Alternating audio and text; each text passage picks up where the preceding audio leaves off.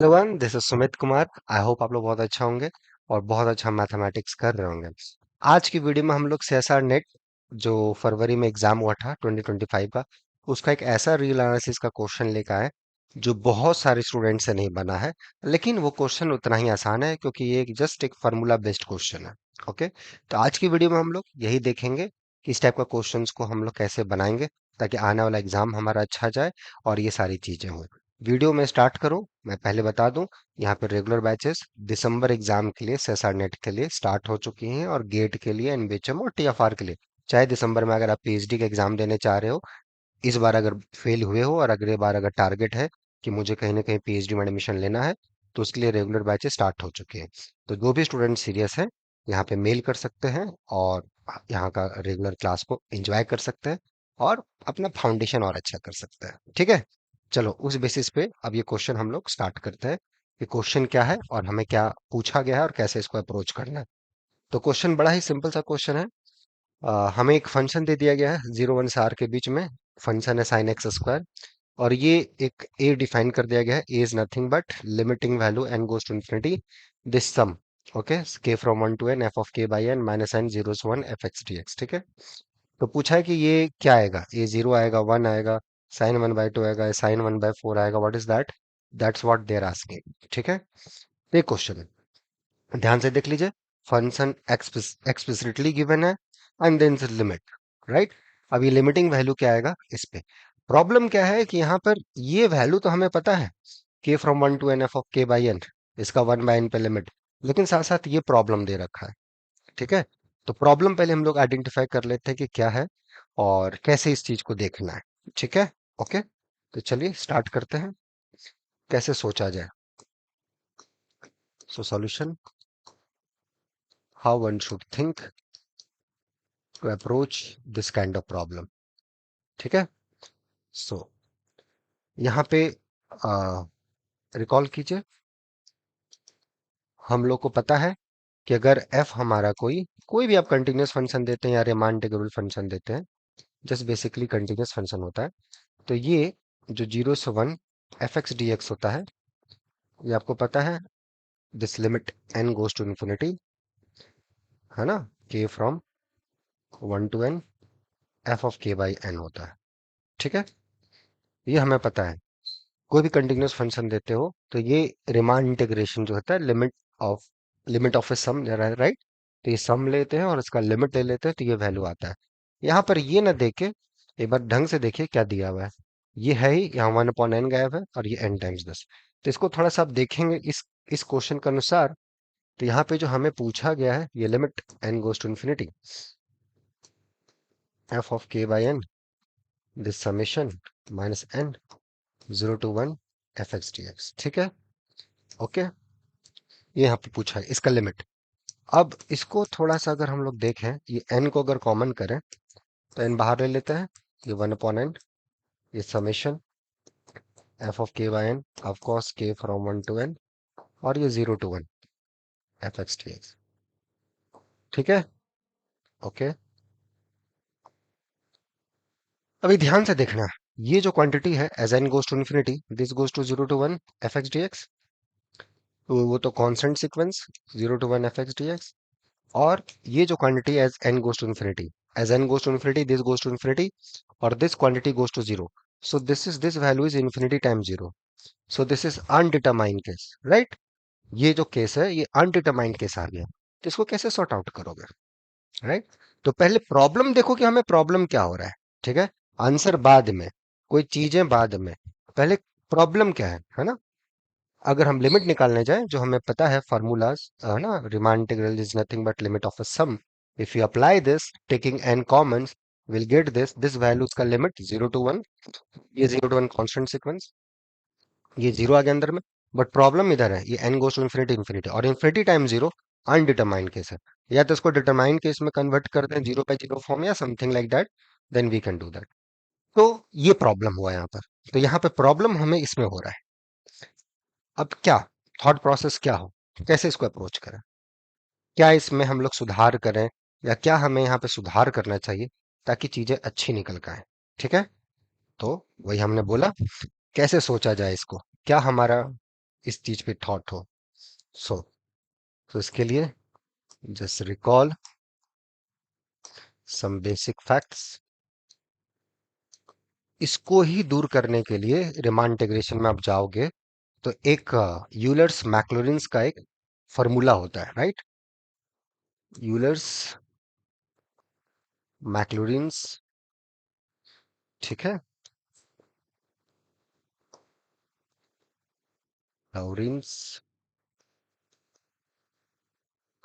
formula. What it says, if your function is differentiable, then 0 to 1, this function fx dx is nothing but ये n times, right? ये n times 0 to 1, ये fx dx, okay? Well, f of 1 by n plus f of n by n upon 2n plus ये अपना f dash of 1 minus f dash of 0 upon 12n square plus order 1 upon n cube. ये formula होता है Euler's मैक्लॉरिन्स formula, यहाँ पर वही use करना होगा। उस टाइप का जब केस आ जाए, देखो हमें इन दोनों का डिफरेंस का लिमिट पूछा था और वो 0 पे जा रहा था, उधर n था, दिस गोज टू इंफिनिटी, उसको सॉर्ट आउट करने के लिए this is there, this is formula, ठीक है। तो आप जब रिमान इंटीग्रेशन का चीजें पढ़ते हो तो ये भी चीज आता है, चूंकि अभी तक हम लोग इसको यूज नहीं किए, राइट, क्योंकि जरूरत नहीं पड़ा। लेकिन देखिए बेस्ट क्वेश्चन आ गया। ऐसी कितनी चीजें हैं, ऐसी कितनी चीजें हैं हर सेक्शंस में, चाहे वो अलजेब्रा पढ़ रहे हो, चाहे वो आप कंटिन्यूटी पढ़ रहे हो, चाहे यूनिफॉर्म कन्वर्जेंस पढ़ रहे हो, चाहे टोपोलॉजी पढ़ रहे हो, चाहे फंक्शनल पढ़ रहे हो, ऐसी कितनी छोटी छोटी चीजें हैं जिसको हम लोग नजरअंदाज कर देते हैं, जिसकी वजह से इस टाइप का आसान सा क्वेश्चन छूट जाता है। यही है वो बदमाश जिसका यहाँ यूज होगा। Okay, sorry. तो अब इसको हम लोग अप्लाई करेंगे। अब इसको आप देखिए, आराम से देखिए। अब देखिए जब n से आप डिवाइड कर दोगे, जस्ट एक बार वेरीफाई कर लो कि वो फॉर्मूला मेरा हो रहा है कि नहीं। n से जब डिवाइड कर दोगे तो ये इतना आ गया, इधर 0 से 1 आ गया। n से जब आप डिवाइड करोगे, राइट, तो यहाँ पे 1/2n बचा रहेगा, 1/2n²। ये ऑर्डर ऑफ 1/n³ अच्छा, इसका इसका मतलब क्या होता है? व्हेन वी से कि किसी फंक्शन का ऑर्डर 1/n³ है, दिस मीन्स जैसे मान लो 1/n आपका कुछ इस टाइप का है, 4/n³ प्लस 5/n⁶। तो ये जो फंक्शन है ना, इसको आप बोलोगे कि जो मेरा फंक्शन है इसका ऑर्डर 1/n³ है, इसका जो ऑर्डर है वो 1/n³ है, ठीक है।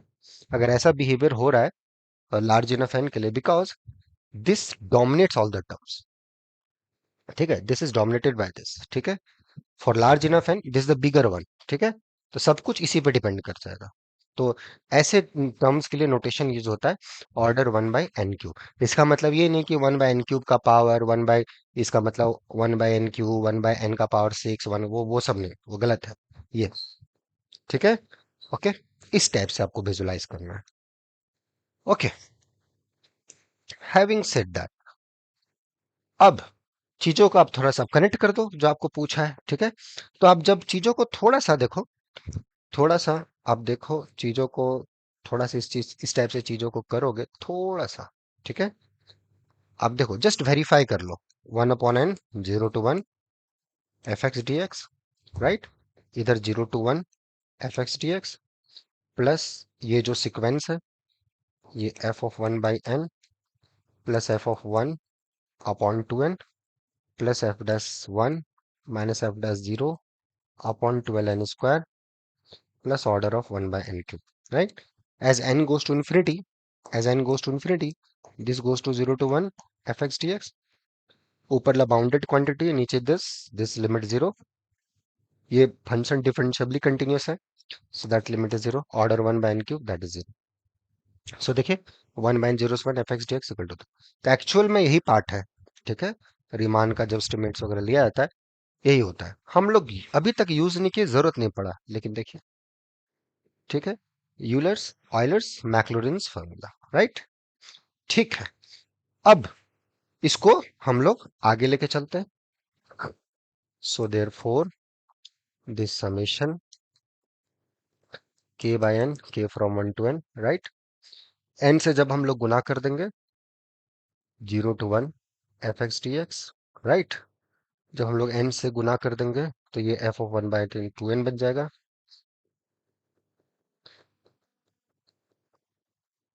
बाय 2, प्लस ये f-1 minus f-0 upon 12n, ठीक है।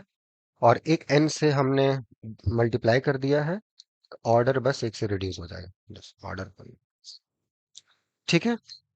इसको इस साइड लेते आइए, फंक्शन का वैल्यू हम लोग बाद में पुट करेंगे, ठीक है। जस्ट सिंप्लीफाइड, इसी का लिमिट हमें पूछा गया है, राइट। और ये इधर से देख लीजिए आपका वैल्यूज क्या क्या आ गया।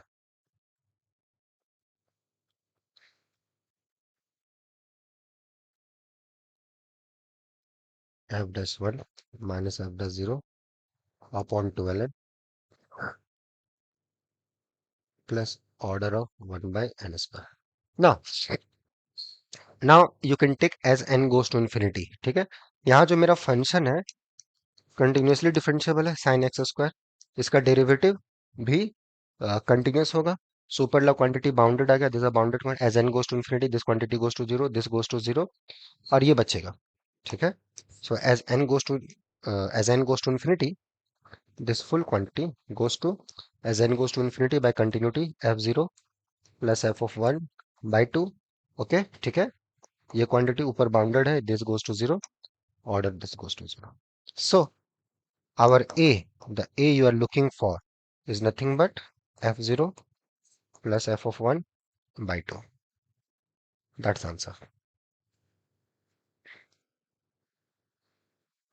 ठीक है। ये हमारा आंसर आ गया। सो a is nothing but f0 plus f of 1 by 2। अब वहां जो भी फंक्शन दिया रहे उस पे चले आइए, क्या फर्क पड़ता है। सो a is nothing but, so a is nothing but f of 0 plus f of 1 by 2। f of 0 कितना है, साइन, ये 0, f ऑफ 1 साइन 1 बाई 2, तो it's sine 1 by 2, third option. समझ गए, ओके।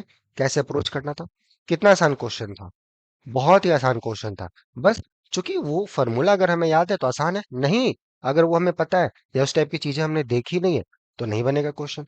तो चूंकि ये क्वेश्चन बहुत लोगों ने पूछा, मतलब जिसका कोई अंत नहीं है ना, अभी रिसेंटली बहुत लोग इसमें क्वेश्चन पूछे हैं, और अब ये इसका सॉल्यूशन है। अब ऐसे ही कॉन्सेप्ट हर सेक्शन में छिपे हुए हैं, ऐसे ही कॉन्सेप्ट हर जगह है, अब उनको ढूंढना है ना। और ये चीज तभी आएगा जब एक मैथ का इंटरेस्ट रहेगा, जब चीजों को आप सीखना चाहोगे तब चीजें अच्छी से होंगी। पास फेल तो लाइफ में लगा रहता है ना, हर बार पास करो या हर बार फेल करो ऐसा नहीं होता, पास फेल लगा रहता। इंपॉर्टेंट ये है कि हर चीजों से हम लोग कैसे सीखते हैं, और हमारे मैथमेटिक्स के एरिया में क्या डेवलपमेंट होता है, हम लोग मैथ्स में कितना अच्छा कर पाते हैं। तो वो अगर आप अच्छा कर रहे हैं बहुत अच्छी बात है, उसमें और अच्छा करना है तो यहाँ रेगुलर बैचेस हैं, जुड़ के उस चीज को आप और अच्छा कर सकते हैं, ठीक है। तो हम लोग मिलते हैं नेक्स्ट वीडियो में, till then enjoy the subject, take care, bye.